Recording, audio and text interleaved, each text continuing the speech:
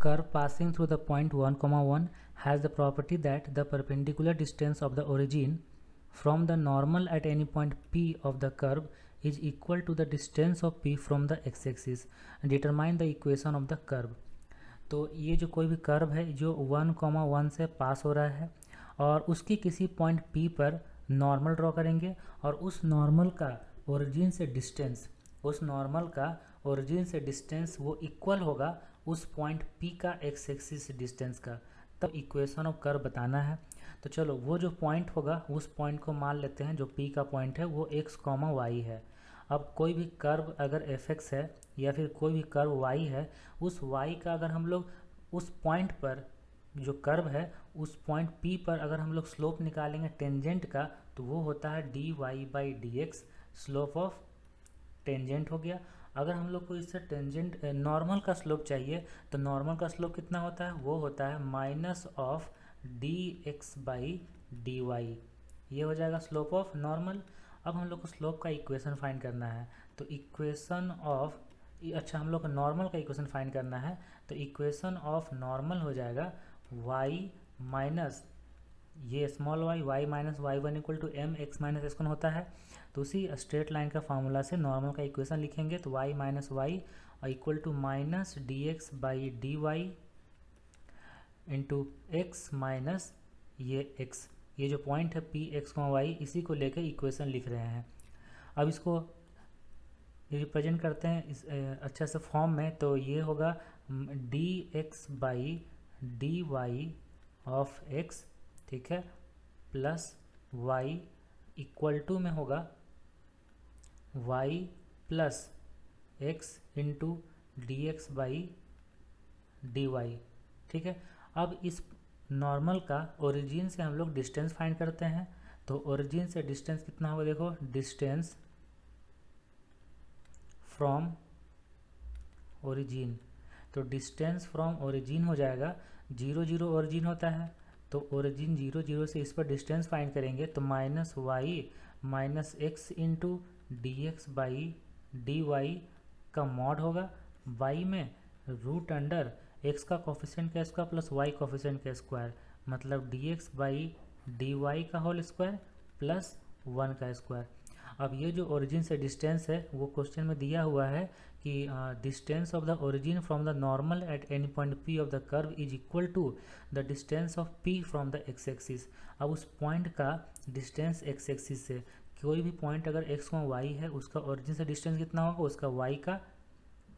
का कोऑर्डिनेट का मॉड, तो y का मॉड लिख देंगे, ठीक है। ये क्वेश्चन के अकॉर्डिंग लिख दिए कि ओरिजिन से डिस्टेंस उस नॉर्मल का इक्वल टू उस पॉइंट का एक्स एक्सिस से डिस्टेंस। अब इसको थोड़ा हम लोग सिंप्लीफाई करते हैं, दोनों साइड स्क्वायरिंग करते हैं। स्क्वायरिंग करेंगे तो ये देखो ऊपर में y माइनस एक्स dx/dy है, स्क्वायरिंग करेंगे तो y square plus x square dx/dy का होल स्क्वायर और प्लस 2xy इंटू dx/dy होगा। अब इधर कितना होगा, देखो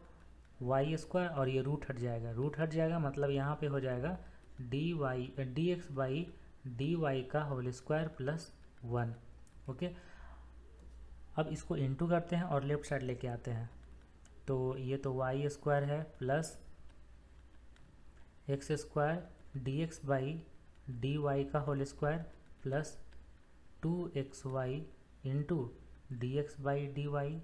equal to y square into dx/dy का whole square plus y square, इतना होगा।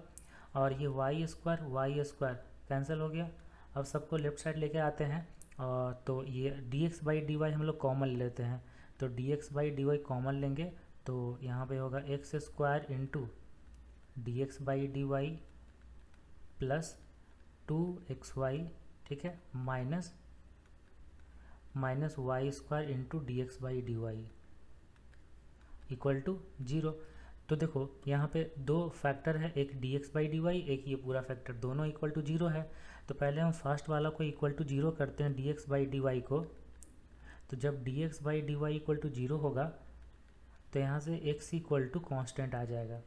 और जो क्वेश्चन में दिया हुआ है कि कोई भी जो कर्व है वो 1,1 से पास हो रहा है, तो 1,1 इसमें सेटिस्फाई करेंगे हम लोग, तो c का वैल्यू 1 आ जाएगा। और c का वैल्यू 1 आया तो कर्व का इक्वल टू आ जाएगा x इक्वल टू 1। ठीक है, एक तो x इक्वल टू 1 कर्व आ गया, या फिर दूसरा,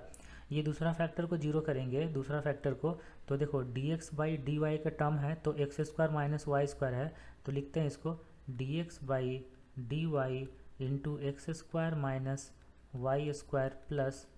2xy इक्वल टू 0, और dx by d y into x square minus y square equal to minus of 2xy। ठीक है, माइनस यहाँ पे है। ओके, तो इसके बाद इसको और थोड़ा हम लोग सिंप्लीफाई कर लेते हैं, तो यहाँ से आ जाएगा d y by d x, अगर करेंगे d y by d x करेंगे तो इक्वल टू में हो जाएगा y square minus x square by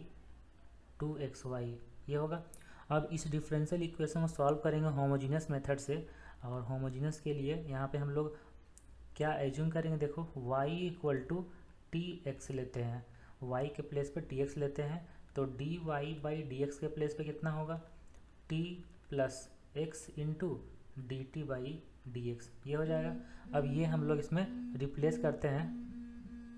तो d y by d x के प्लेस पे लिखेंगे t plus x d t by d x, तो ये अब हो जाएगा t plus x into d t by d x equal to y square है ना, तो वाई स्क्वायर है मतलब टी स्क्वायर एक्स स्क्वायर होगा minus x square by 2 into x into और वाई मतलब टी एक्स। अब देखो एक्स स्क्वायर कॉमन लेके कट हो जाएगा, तो ऊपर में हो जाएगा T square minus 1 by 2t। अब ये जो t है उसको राइट साइड भेजते हैं इस t को, तो यहाँ होगा x into d t by d x equal to t square minus 1 by 2t minus t, तो ये होगा t square minus 1 minus 2t square by 2t, और यहाँ से आ जाएगा minus 1 minus t square by 2t। ठीक है, अब इसको और थोड़ा सिंप्लीफाई करते हैं हम लोग, तो ये अब हो जाएगा